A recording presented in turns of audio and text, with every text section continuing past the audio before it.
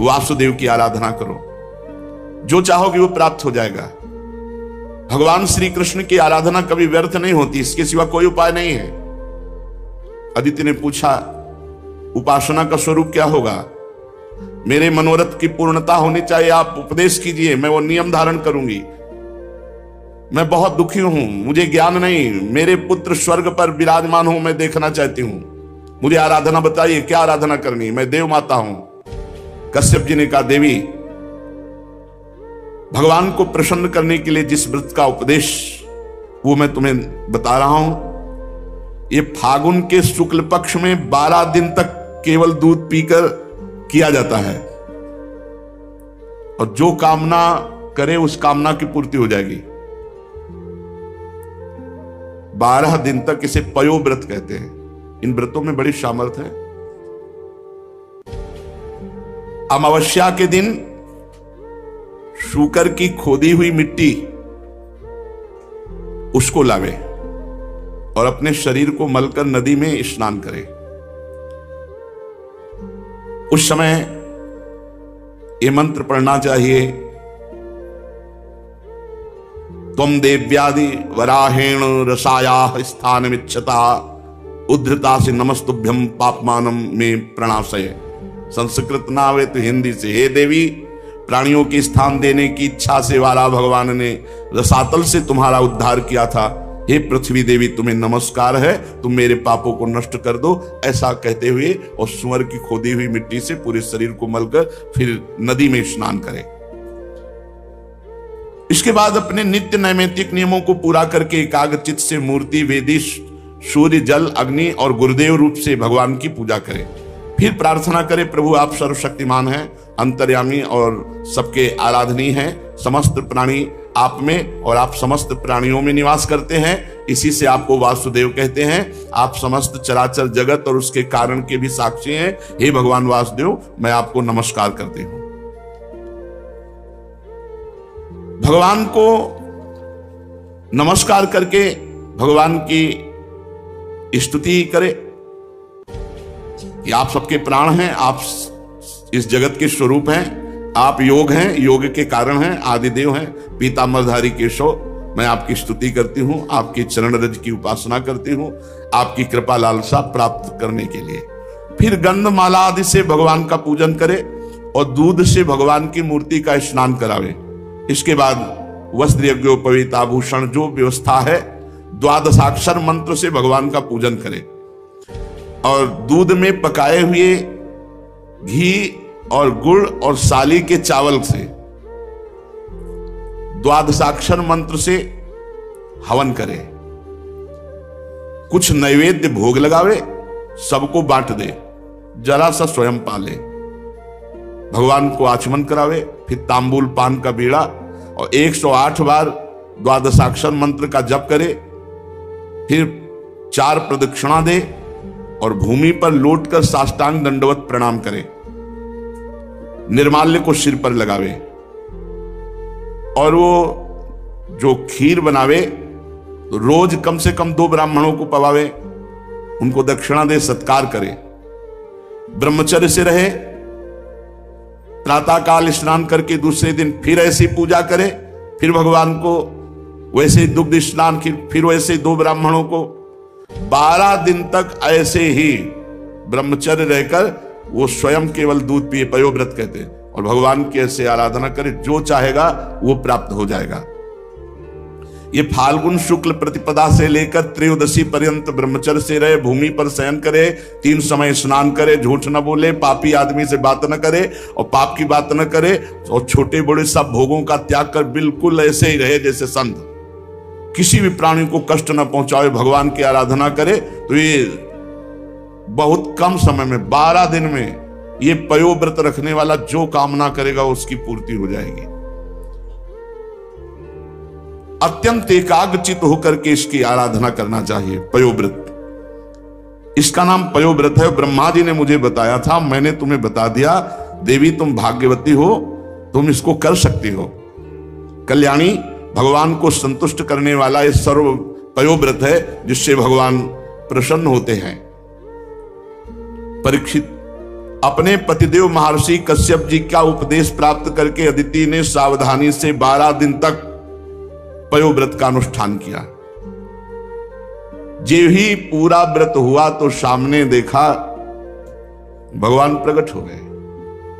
अच्छा, भगवान जब प्रकट हुए तो चाहे देवकी वसुदेव जी के सामने या यहां इस समय अवतार ले रहे हैं, तो पहले चतुर्भुज रूप में प्रकट होते हैं और फिर भगवान जो अवतार लेना चाहते वो रूप धारण करते हैं। तो यहां भी शंख चक्र गदा पद्म धारण किए हुए सामने प्रकट हो गए। अदिति जी तो विकल हो गई और प्रेम विवल होकर पृथ्वी पर लौटकर साष्टांग दंडवत प्रणाम किया। फिर उठकर हाथ जोड़कर भगवान की स्तुति करने की चेष्टा की, परंतु इतना आनंद, इतने आंसू की बोल न सकी। सारा शरीर पुलकित हो गया और आनंद उल्लास के साथ कंपायमान शरीर चुपचाप खड़ी हैं। परीक्षित, यज्ञेश्वर भगवान श्री हरि देख रहे थे। माता अदिति धीरे धीरे साहस करती कि भगवान का कुछ स्तवन करें, पर स्थिति इतनी प्रेम विकल है। फिर हिम्मत की और लड़खड़ाए हुए शब्दों में कहा, आप यज्ञ के स्वामी हैं, स्वयं यज्ञ हैं, आप अच्युत हैं। आपके चरण कमलों का आश्रय लेकर घोर पापी भी भव समुद्र से तर जाता है। आपके नाम का कीर्तन, नाम का श्रवण ये संसार से तारने वाला है। आपके नामों के श्रवण मात्र से परम कल्याण हो जाता है। हे आदि पुरुष, हम आपकी शरण में हैं। सारी विपत्तियों का आप नाश करने वाले हैं। हे स्वामी, आप हमारा कल्याण कीजिए। भगवान ने कहा, देवताओं की जननी, मैं तुम्हारी अभिलाषा को जानता हूं। शत्रुओं ने तुम्हारे पुत्रों की संपत्ति छीन ली है, स्वर्ग से खदेड़ दिया है।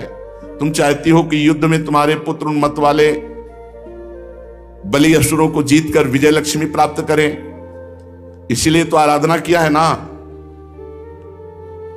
तुम्हारे पुत्र धन समृद्धि से युक्त हो जाएं और जैसे विराजमान थे पहले स्वर्ग में वैसे ही आनंद हो जाए। तो देवी, ये तो नहीं हो सकता। असुर सेनापतियों को जीता नहीं जा सकता, ऐसा मेरा निश्चय है, क्योंकि ईश्वर और गुरु उनके अनुकूल हैं। लड़ाई नहीं की जा सकती, पर मुझे प्रसन्न कर लेना व्यर्थ भी नहीं जाता। इसलिए मैं तुम्हारे लिए तुम्हारा पुत्र बनकर जाऊंगा और जाकर के उनसे मांगूंगा। अंदर से देखो, जो काम के गुलाम हैं, अंदर से देखो कैसा ये नचनी नाच नचाता है, कैसा ये तिरस्कार करता है, पागल श्वान की भांति घुमाता है। गोस्वामी तुलसीदास जी ने लिखा है, पद सिर त्राण बजे, जूते पड़ते हैं सिर पे, फिर भी इसको समझ में नहीं आता। ये काम क्रोध लोभ मोह मद मत्सर ये दुर्गति की हुई जीव की है, फिर भी इसको समझ में नहीं आता। सिर पद त्राण बजे, हरिजु मेरो मन हठ न तजे। इन भोगों ने कितना तुम्हारा अपमान किया, तो स्वतंत्र विनाशी कितना परास्त हो गया।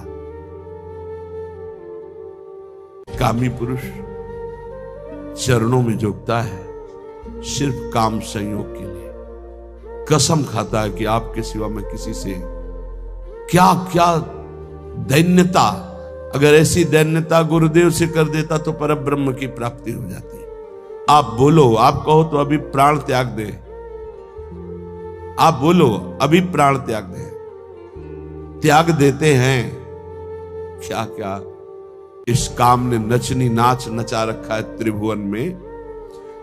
श्रीपाद कह रहे बहुत धैर्य पूर्वक, हे सखे, हे प्रिय मित्र, तुम्हें नहीं दिखाई दे रहा, मुझे दिखाई दे रहा है, क्योंकि त्रिकालज्ञ है, तीनों कालों का ज्ञान है।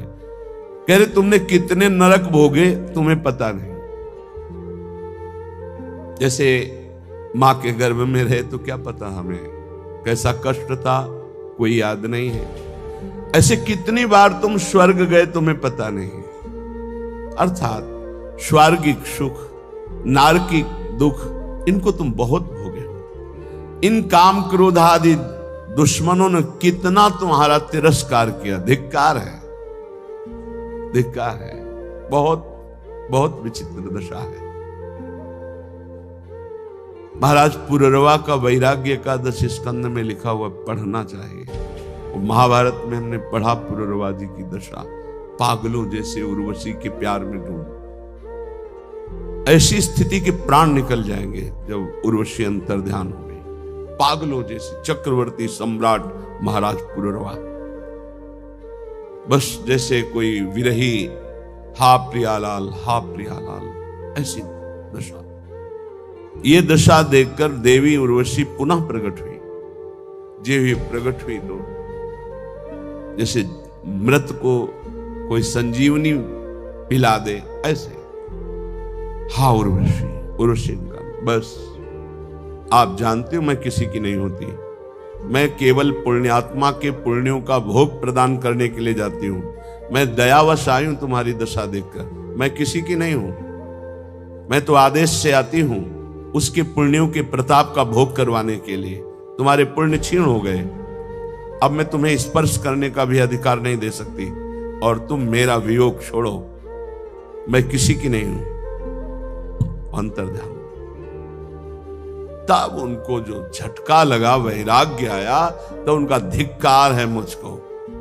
भगवान बड़ी कृपा करते हैं जब सांसारिक प्यार में ठोकर दे, बड़ी कृपा होती है उनकी। जिनको थोड़ा भी धर्म का ज्ञान है तो उनका रास्ता प्रभु की तरफ खुल जाता है। जैसे चिंतामणि ने ठोकर लगाई तो बिल्व मंगलाचार्य बन गए। ठोकर लगनी आवश्यक होती है।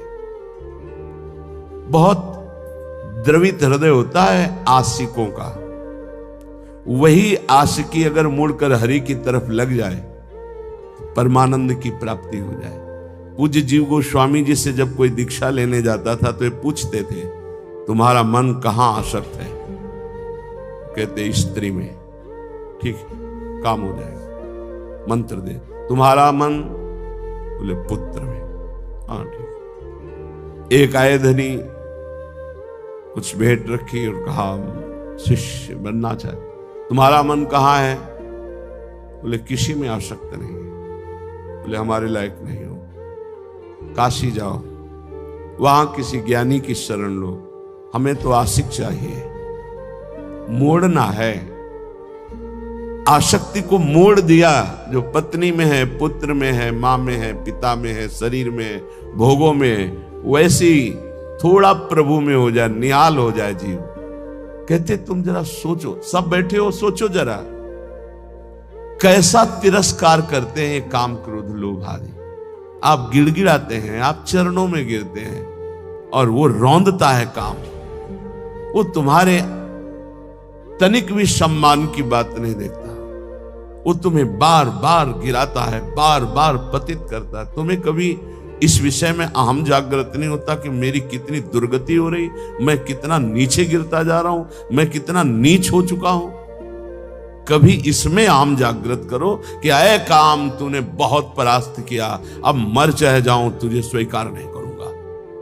एक बार करो तो भगवान का बल जागृत हो जाए। जहां अहंकार नहीं करना चाहिए वहां अहंकार करते हो। गुरुजनों से, पूज्य जनों से, शास्त्रवेत्ताओं से, भगवत प्रेमियों से यहां दैन्यता, यहां गिड़गिड़ाओ, यहां बार बार अपने अहंकार को गिराओ तो यहां मंगल हो जाएगा। लेकिन नहीं, यहां अहम दिखाओगे और वहां काम की गुलामी में गिड़गिड़ाओगे। वहां अपने अहम को जागृत करो तो तुम्हें वीर समझे कि अय काम, अब तक बहुत परास्त किया, आज मैं भगवान के चरणों का आश्रय लेकर देखता हूं कि तू अब कैसे परास्त करता है।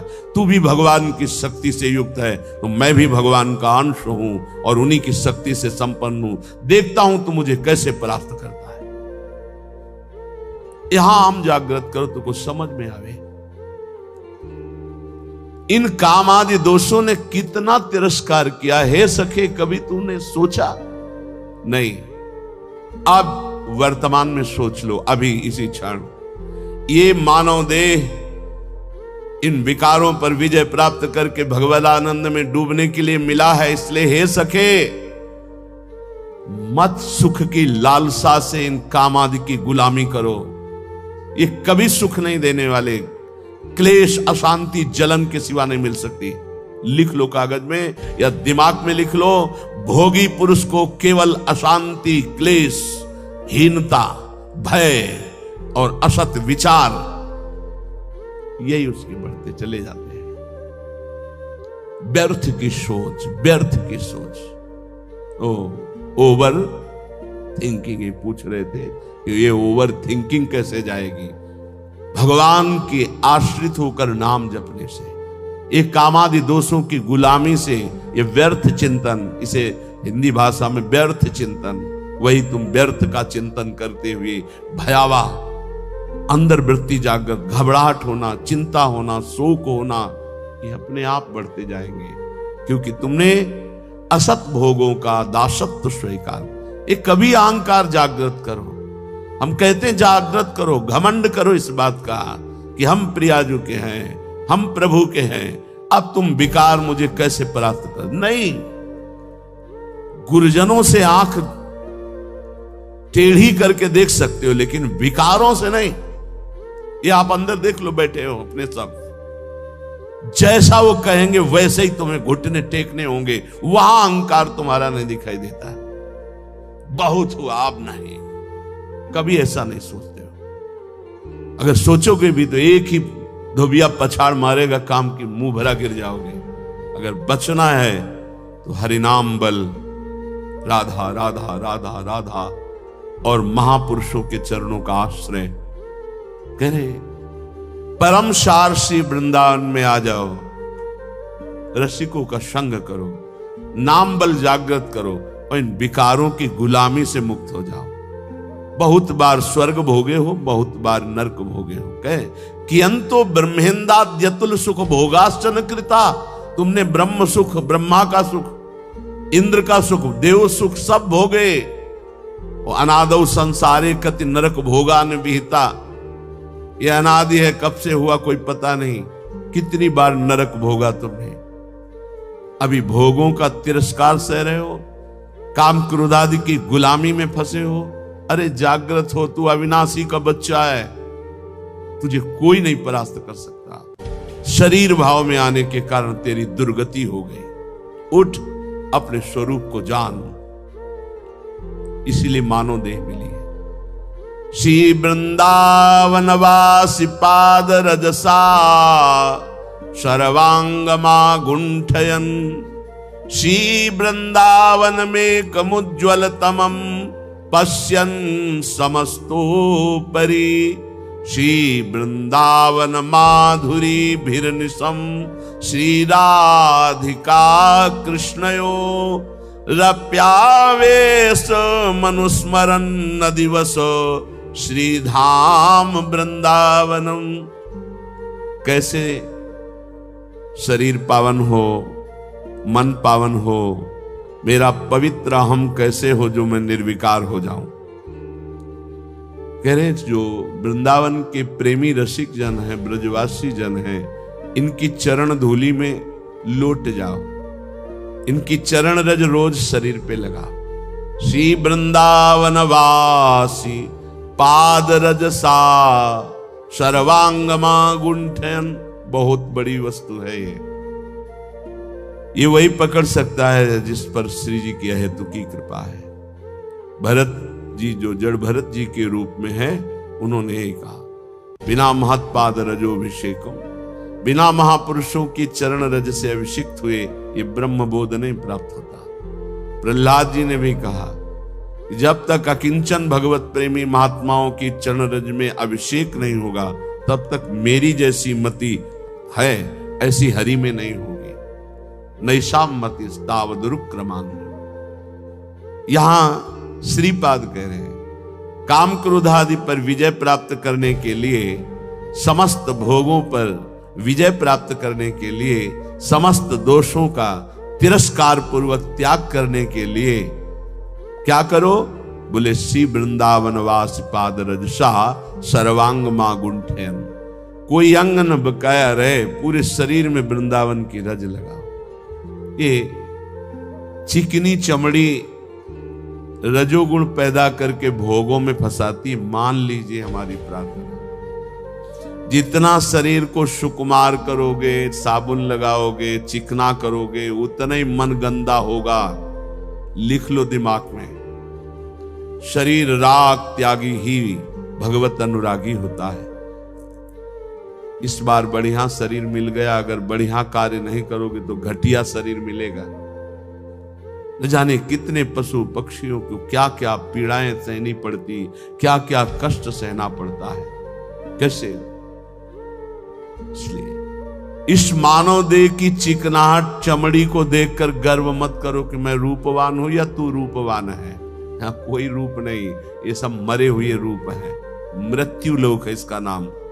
अगर रूप ही देखना है तो ऐसे ऐसे रूप हैं कि बड़े बड़े जितेंद्री मूर्छित हो जाएं देवलोक में, ऐसे रूप हैं। और देवलोक भूलोक रसातल सुनि कवि कुल मति डरिए, सहज माधुरी अंग अंग की कई कासो पट तरिए। देखो माई